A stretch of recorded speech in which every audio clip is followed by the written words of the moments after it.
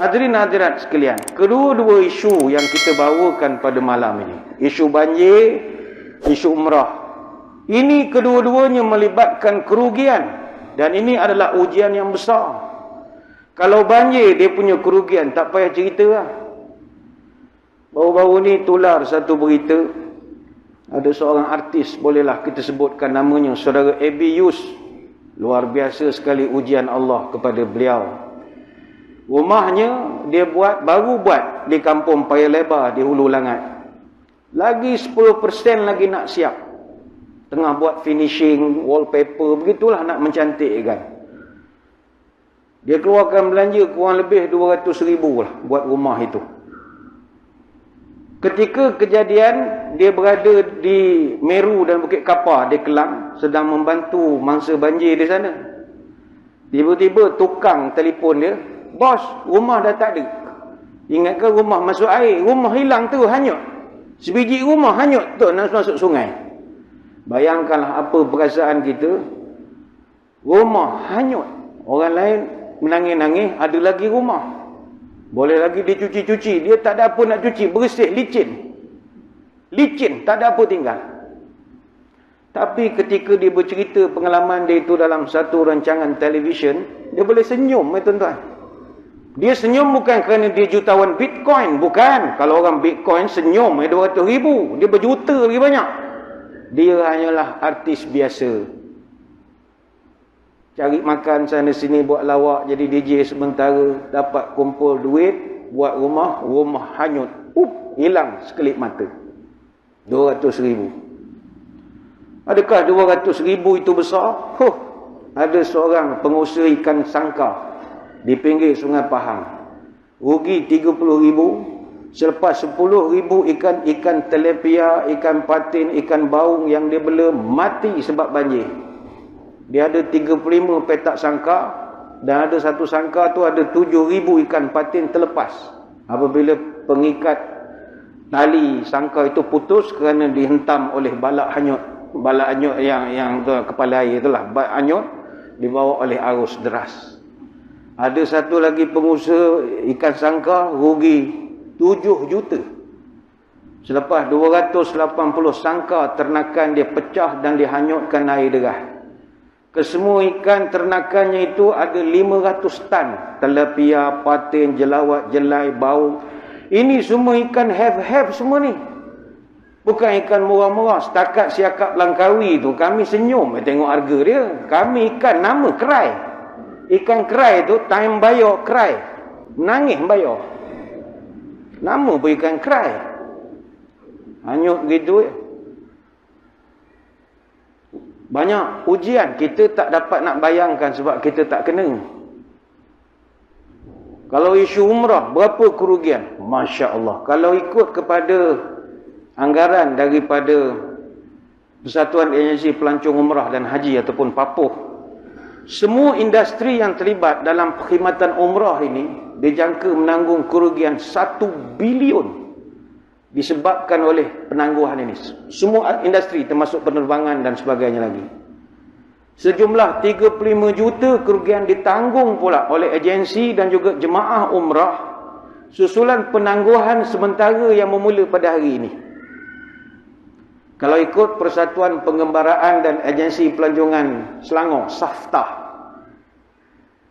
agensi dan juga jemaah umrah terpaksa tanggung kerugian 35 juta ringgit. Anggaran kos kerugian ini berdasarkan jumlah 10,000 jemaah yang dah pun mendapat visa sepanjang bulan Januari ini. Semua tak boleh pergi. Visa umrah ni termasuklah juga kos hotel, pengangkutan di Arab Saudi. Itu semua kira-kira dalam 3,500 untuk itu saja. Ada satu kawan saya, dia buat umrah. Dia cerita kerugian yang ditanggung oleh syarikat. Maknanya apa yang mereka kena hadapi ialah jemaah. Sebab larangan ini bukan daripada pihak Saudi. Kalau Arab Saudi tak bagi masuk, by right dia kena bayar baliklah ke kita. Yang ini kira no show. Kita tak pergi. Tuan-tuan yang kenal orang Arab, ingat dia nak pulang balik lah. Halal, halal. Masya Allah haji, halal, halal, halal, halal, halal ya. No show. Ini berdasarkan kiraan mereka. Mudah-mudahan ada keajaiban. Ada keajaiban. Bahrain dibayar kepada pihak-pihak di Arab Saudi dan sebagainya kira-kira 8 juta. Untuk kawan saya ini saja, melibatkan hotel dan tiket penerbangan. Jadi semua ini tak boleh nak dipulangkan. Tahun sebelum ini ketika PKP mereka tanggung 15 juta ringgit kerugian.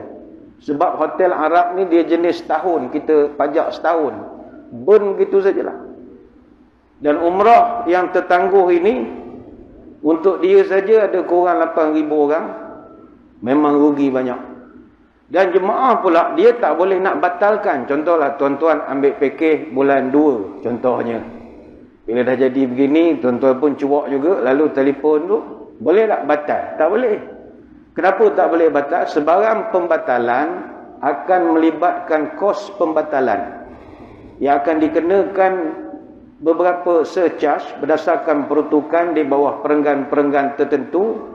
Charge pembatalan jadual 4 Akta Industri Pelancongan 1992. Dia ada undang-undang yang kita sign itu. Maka kalau kita bercerita pada malam ni masalah sesak nafas kita. Macam mana nak selesai ni ustaz? Nak buat apa ustaz? Kita bermogok je lah ustaz. Kita asal parang ramai-ramai. Selesai masalah. Tak juga. Justru itulah malam ini dalam situasi ini kita nak mengajak seluruh muslimin muslimat. Jom kita tanam sifat berlapang diri dalam dada. Apa lagi nak dibolehkan kita nak mujuk diri? Berlapang dada lah. Marah, memang marah. Siapa yang tak marah kalau tak dapat pergi ke Mekah? Marah. Hatta di zaman Nabi SAW dulu, orang Islam bila dihalang untuk masuk Mekah buat umrah, marah. Yang tak marah, Nabi kita ya. Kalau tuan-tuan rujuk dalam sirah, satu hari Nabi SAW umumkan kepada para sahabat hasrat baginda untuk berangkat ke Mekah bagi menunaikan umrah. Hasrat ini timbul disebabkan Nabi satu malam bermimpi ketika dia di Madinah. Dalam mimpinya itu Nabi nampak dia dapat masuk ke dalam Mekah, dalam Masjidil Haram bersama dengan para sahabat, ambil kunci Kaabah, mereka tawaf, mereka buat umrah. Dan dalam mimpi itu Nabi dinampakkan sebahagian daripada jemaah cukur rambut. Dan ada sebahagian jemaah gunting rambut. Maka pagi esok Nabi pun ceritalah mimpinya ni kepada para sahabat. Jadi kita semua tahu Nabi kalau mimpi, dia bukan mimpi kosong. Mimpi dia ada makna. Jadi sahabat semua gembira. Yalah, Mekah kan kampung mereka. Berapa lama tak balik. Jadi bila Nabi declare kita dapat masuk Mekah, maka khabar gembira itu telah tersebar viral ketika itu. Bila dah ramai sangat dah bersiap, lantas Nabi pun beritahu sahabat supaya kita buat umrah, buat persiapan untuk nak berangkat. Allah rakamkan kisah ini dalam Quran. Laqad sadaqallahu rasulahu ar-ru'ya bil haqq. Latadkhulunnal masjidal haram insyaallahu aminin. Demi sesungguhnya Allah tetap menyatakan benar Rasulnya dalam mimpi itu. Sesungguhnya kamu akan memasuki Masjidil Haram insya-Allah pada masa yang ditentukannya dalam keadaan aman. Muhalliqina ru'usakum wa muqassirina la takhafun. Kamu masuk dengan mencukur kepala kamu, dan kalau tidak pun menggunting sedikit rambutmu, dan kamu tidak merasa takut sehingga kamu pulang. Fa'alima ma lam ta'lamu faja'ala min duni dzalika fathan qariba. Namun Allah menangguhkan berlakunya kenyataan itu kerana dia mengetahui adanya faedah dalam penangguhan itu yang kamu tidak mengetahui. Maka dia menyediakannya sebelum terlaksananya mimpi itu. Itulah kemenangan pada masa yang dekat.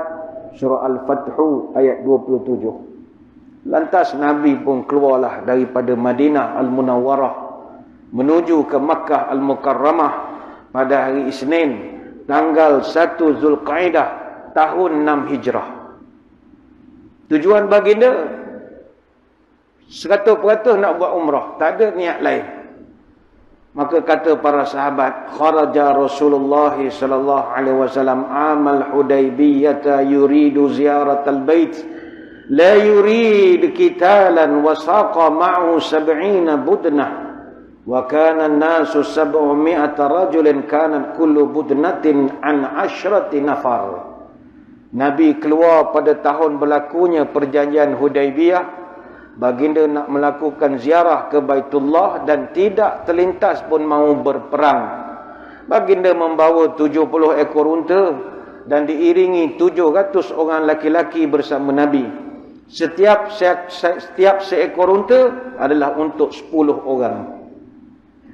Maka Nabi pun mengajaklah orang-orang Arab, mengajak orang-orang Badui di sekitar untuk keluar bersama Nabi. Nabi membersihkan pakaiannya dan menaiki untanya yang bernama Al-Qaswah. Dan sepeninggalan Nabi ke Mekah, Nabi telah melantik Ibnu Ummi Maktum radhiyallahu anhu untuk memangku tugasannya di Madinah. Walaupun ada khilaf mengatakan bukannya Ibnu Ummi Maktum, ada yang kata Numailah Abdullah Al-Laiti dan bagai-bagai. Tapi memang Nabi tinggalkan lama sebab dia lantik pemangku. Pendek cerita, bila sampai saja di sepadan, ketika Nabi nak masuk ke Mekah atau nak masuk untuk sepadan Mekah itu, dia telah dihalang oleh orang-orang Mekah. Orang Mekah tak benarkan. Agaknya Menteri Kesihatan Quraisy masa itu buat pengumuman tidak dibenarkan. Sebab berdasarkan kajian data-data yang ada, orang Madinah ni agaklah masa itu kita tak tahu. Jadi para sahabat ketika itu agak terkejut. Sebab hajat tidak kesampaian. Bayangkanlah dalam perjalanan sampai di Hudaybiyah, kira-kira 22 km daripada Mekah. Para sahabat dihalang dan diminta untuk balik. Tapi Nabi tak nak balik kosong. Buatlah sikit hitam putih perjanjian. Lalu muncullah perjanjian Hudaybiyah. Untuk memberi keterangan bila boleh masuk ni. You sebut tangguh sampai bila? Sampai Februari? Contoh saja. Sampai Mac, sampai April. Baik tangguh setahun. Tak ada kami contoh. Buat hitam putih, buat perjanjian. Namanya perjanjian Hudaybiyah. Bila dah selesai perjanjian, Nabi okey. Sahabat tak puas hati. Kita pun tak puas hati. Jalan jauh-jauh tak boleh pergi. Dah nak masuk dah, tak lepas.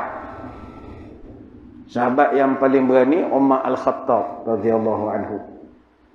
Dia datang jumpa Nabi, dia bertanya, "Alasna 'alal haqqi wa aduwuna 'alal batil?" Ya Rasulullah, minta maaf saya nak tanya, jangan marah. Bukankah kita ni agama Islam? Islam ni agama yang paling benar. Selain daripada Islam, semuanya batil.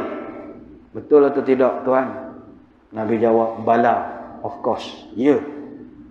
Umar tanya lagi, falima nu'tid daniyata fi dinina? Kenapa kita terlampau bertolak ansur sampai orang pijak leher kita? Kenapa terlampau bagi muka? Terlampau sampai kita terpaksa berpatah balik?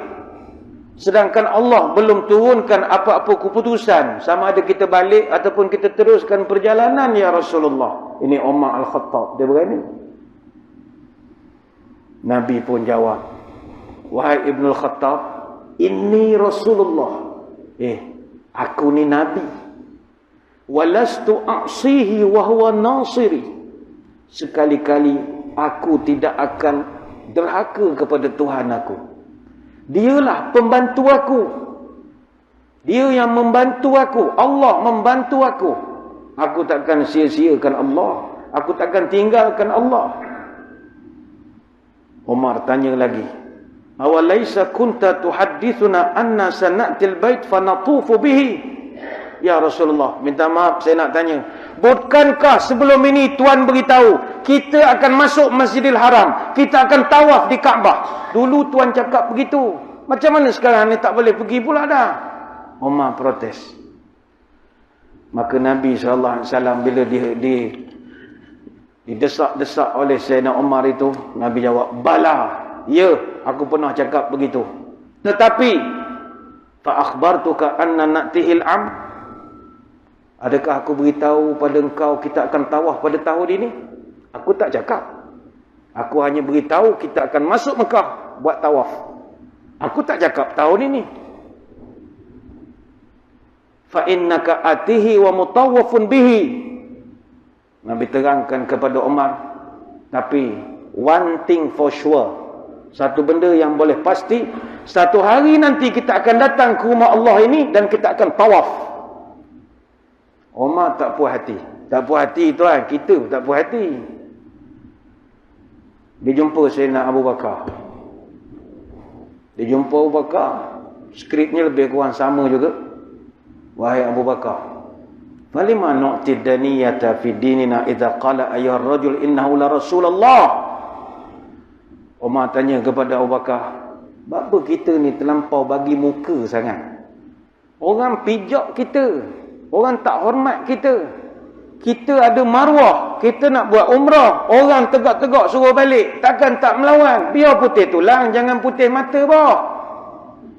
Apa ni? Lawanlah sikit. Orang suruh balik-balik, suruh tangguh-tangguh. Tak ada langsung yang berani ke depan. Ambil cerita di bawah. Apa jawab Abu Bakar? Innahu la Rasulullah. Umar, Nabi tu. Mu sedar tak mu cakap dengan siapa? Mu cakap dengan Nabi.